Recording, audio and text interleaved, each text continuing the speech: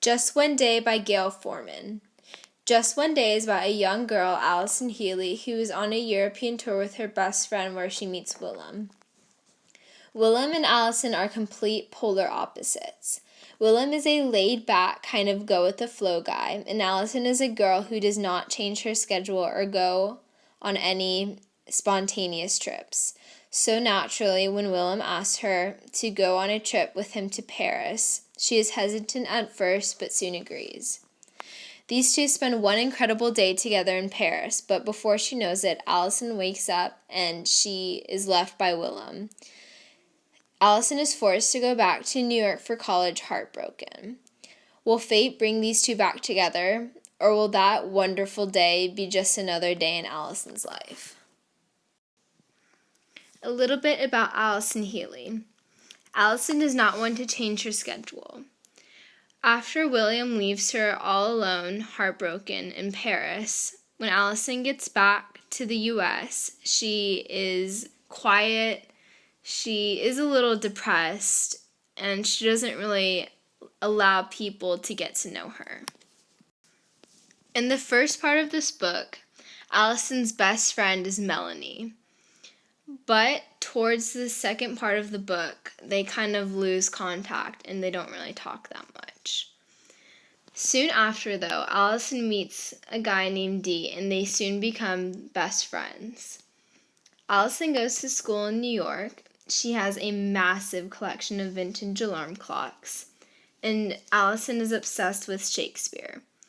And Shakespeare is one thing her and William have in common. William de Ruyter in a nutshell. William is a mysterious guy.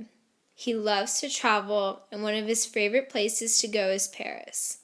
William loves chocolate and bread, or anything that comes close to that. William is Dutch, and just like Allison, he loves Shakespeare. William is also in a group that travels around Europe to perform Shakespeare in the parks. This is where he met Allison. What I love/dislike about this book. In this book, I loved how it took place in Paris and New York, two of my favorite places. I love how Allison and William's relationship is like a fairy tale, and how in the end, it is also the reality of things. What I didn't really like about the book was how lonely and sad Allison was after William left her.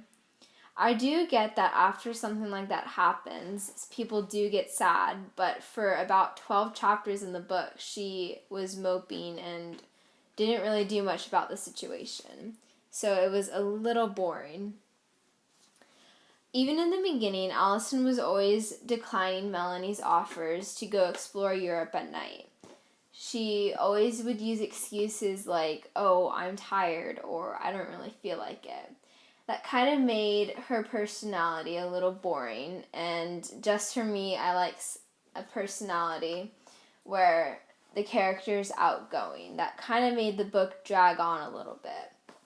I did like, however, Allison's personality when she was with William. She was very outgoing, very spontaneous, and it kind of made the book a little bit more interesting. This book is more of a girly book, so I do recommend this book to someone who loves cliché love stories, heartbreak, and travel.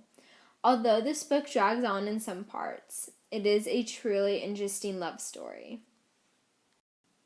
The end. Hope you enjoyed.